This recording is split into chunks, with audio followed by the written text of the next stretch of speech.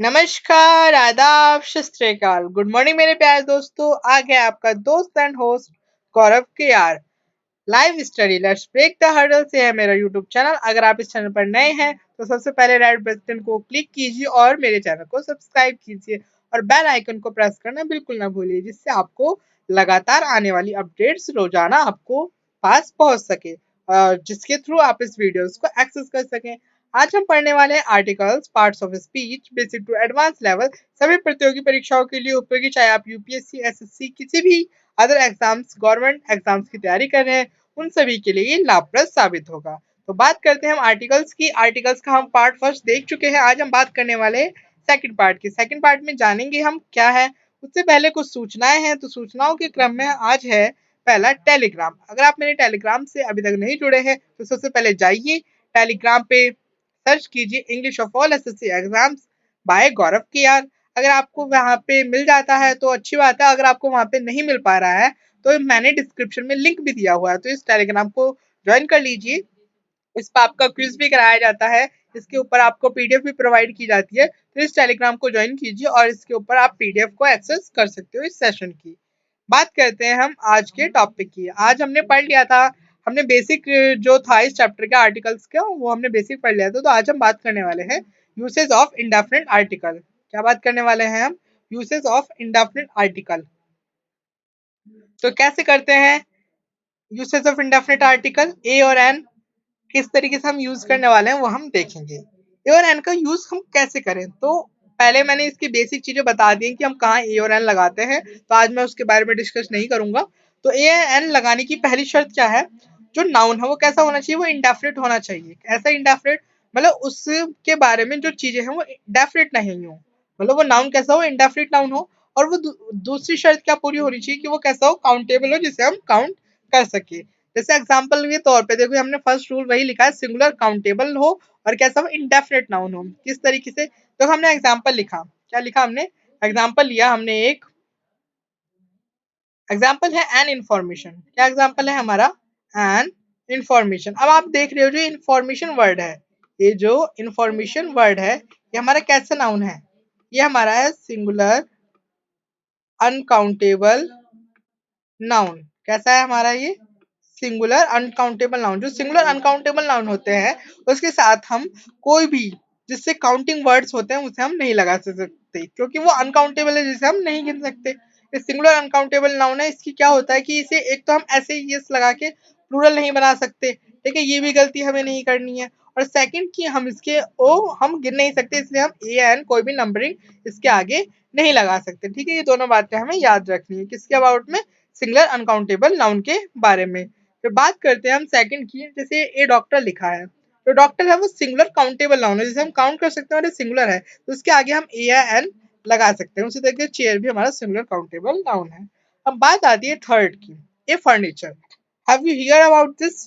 क्या आपने ये इस तरीके के सेंटेंस में कभी देखा, ए फर्नीचर? तो आपकी नजरों में क्या होगा? जो फर्नीचर है उसे आप गिन सकते हैं, लेकिन जो ग्रामर होता है, ग्रामर कहता है जो फर्नीचर वर्ड है वो कैसा नाउन है? वो हमारा अनकाउंटेबल नाउन है। कैसा नाउन है?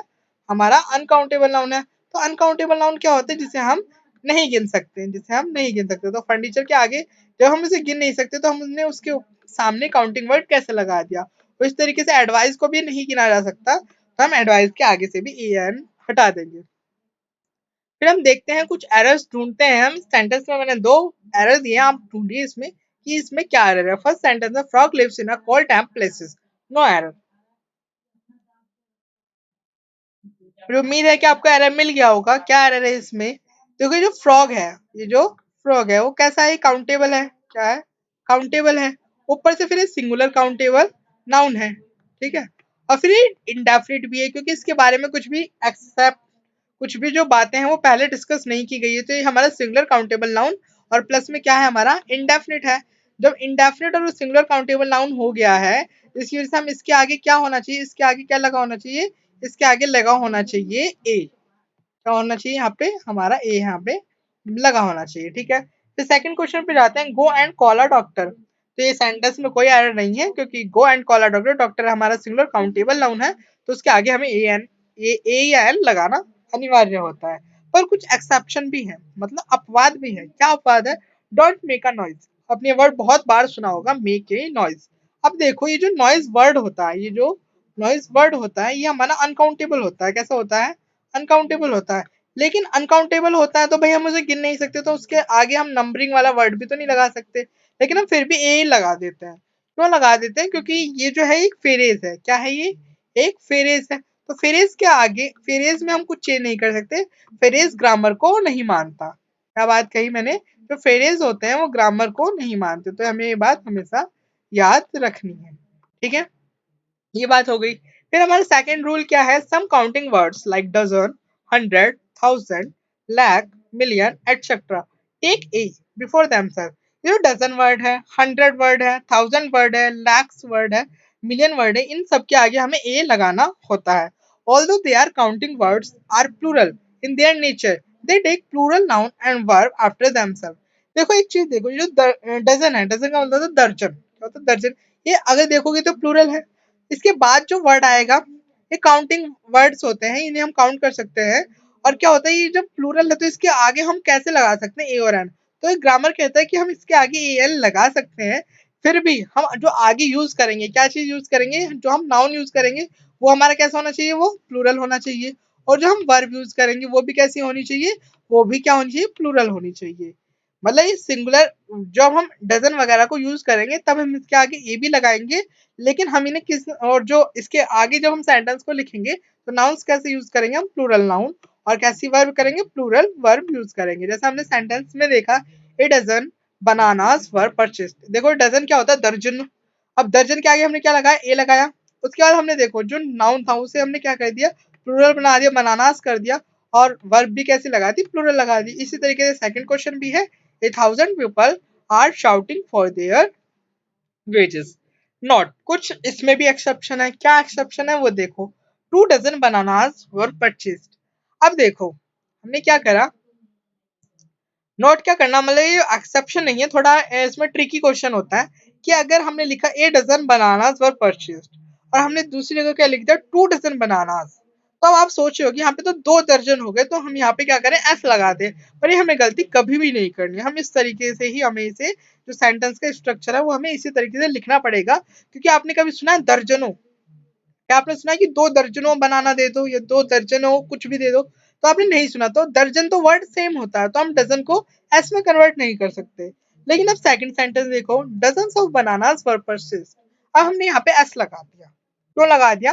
रीजन क्या था? अब इसके आगे हमने कोई भी काउंटिंग वर्ड नहीं लगाया, कोई भी काउंटिंग वर्ड नहीं लगाया। तो हमने क्या बोला? दर्जनों केले बेचे गए। क्या बोला हमने? दर्जनों केले बेचे गए या खरीदे गए। यहाँ हम इस तरीके से यूज कर सकते हैं। तो हमारे पास दो वे हैं किसी भी लाइन को कहने के लिए, इन वर्ड्स को यूज करने के लिए। जैसे हमने फर्स्ट क्वेश्चन लिखा, 3 lakhs of soldiers gathered at the funnel of Pranab Mukherjee. अरे ढूंढिए आप। आपको मिल गया होगा। एरर कहाँ है? देखो ये यहाँ पे लैक्स वर्ड लिख दिया है। क्या लिखा है हमने? लैक्स वर्ड लिख दिया है। लैक्स वर्ड लिख दिया तो उसके आगे हमने 3 लगा रखा है, तो हमारे ये देखो 2 डजन, यहाँ पे हम ऐसे ही 3 लगा सकते हैं, पर लैक्स नहीं लगा सकते। तो हम क्या करें? हमारे सेकंड क्वेश्चन देखा था हमने, डजन ऑफ बनाना हम लिख सकते हैं। तो हम क्या करेंगे? यहाँ से 3 जो है इसे हम क्या कर देंगे? कट कर देंगे, और lakhs of banana, lakhs of soldiers हमारा क्या हो जाएगा?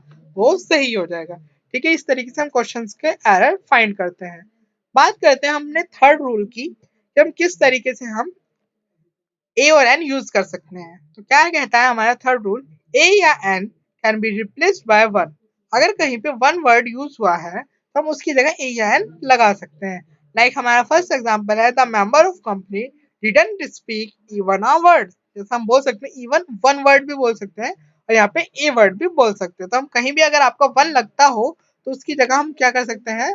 ए या एन को रिप्लेस कर सकते हैं। ठीक है, 4 पार्ट्स मेक अ क्वार्टर। ये भी देखो, मेक वन क्वार्टर भी हो सकता था, लेकिन हमने क्या करा है? इसे रिप्लेस करके किस में चेंज कर दिया? ए में चेंज कर दिया। अब थोड़ा आइए थोड़ा स्पेसिफिक रूल पढ़ते हैं कि जैसे हमने बोला 1.5 आवर, तो क्या लिखा? 1.5 घंटा जिसे हम बोलते हैं, तो हम इसे किस तरीके से लिखेंगे? तो हम इसे लिखेंगे 1.5 आवर्स। क्या लिखा? 1.5 आवर्स। हमें इस तरीके से हमें जो टाइम होता है वो हमें लिखना होता है। जैसे अब हमने इसमें क्या देखा? सेकंड देखते हैं, 2.25 days। तो इस तरीके से हमारा थर्ड क्या है? Half an hour. ठीक है, यहाँ पे ए और एन का हम इस तरीके से हमें यूज करना होता है। इस तरीके से आप नहीं बोलते इंग्लिश में, और फिर भी आपको इसी तरीके से बोलना चाहिए, क्योंकि ये हमारी ग्रामर की दृष्टि से क्या होते हैं, ये सही होते हैं। तो बात करते हैं हमारे फर्स्ट फोर्थ रूल की। ए या an can use before singular countable nouns in an exclamatory sentence. Exclamatory sentence में अगर सिंगुलर काउंटेबल नाउन लगाए तो उसके आगे हम ए या एन लगाते हैं। जैसे किस तरीके से हम लगाते हैं, हाउ ब्यूटीफुल आ बिल्डिंग। अब देखो ये कैसे नाउन है, ये सिंगुलर काउंटेबल नाउन है, उसके आगे हमने क्या लगा दिया, ए लगा दिया। तो इस तरीके से हमने सेकंड सेंटेंस लिया, what an idiot he is. अब देखो इडियट क्या है, एक नाउन है, सिंगुलर काउंटेबल नाउन है, जिसके आगे हमने क्या लगाया है, एन लगा दिया है। अब हमारा फर्स्ट देखो एरर दिया है मैंने, व्हाट अ नाइस वेदर। तो ये वेदर के लिए लगा है, और नाइस क्या है, वही हमारा क्या है, एडजेक्टिव है, तो उसे हमने यूज किया है। तो ये सेंटेंस बिल्कुल हमारा करेक्ट है। क्या देखो सेकंड सेंटेंस करेक्ट है क्या, हमारे सेकंड सेंटेंस है व्हाट आ नॉनसेंस। ये जो सेंटेंस है वो गलत है। क्या गलत है, जो नॉनसेंस है, ये जो वर्ड है नॉनसेंस, ये हमारा कैसा नाउन है, ये हमारा है अनकाउंटेबल नाउन। कैसा नाउन है हमारा, अनकाउंटेबल नाउन। जब ये अनकाउंटेबल नाउन है तो इसके आगे हम ए नहीं लगा सकते, तो हमें हमेशा बोलना होगा व्हाट नॉनसेंस। क्या बोलेंगे हम, व्हाट नॉनसेंस। ठीक है, तो इस तरीके से हमारा आ जाता है फिफ्थ क्वेश्चन। क्या है हमारा फिफ्थ रूल, यूज ए या an in some special phrases list is given below. A या एन हम यूज करेंगे, ये फिक्स जो फ्रेजेस है इसमें हमें यूज करना है, हमें नहीं देखना नाउन वगैरह।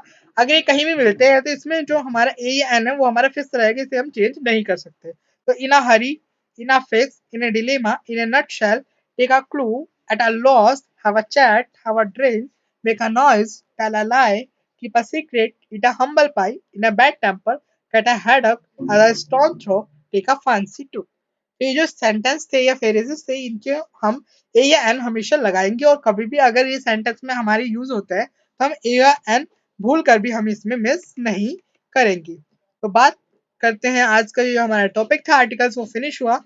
अब इसका थर्ड पार्ट आएगा जिसमें हम और आगे देखेंगे कि हम ए और एन किस किस तरीके से यूज कर सकते हैं। तो बने रहिए इस वीडियो से।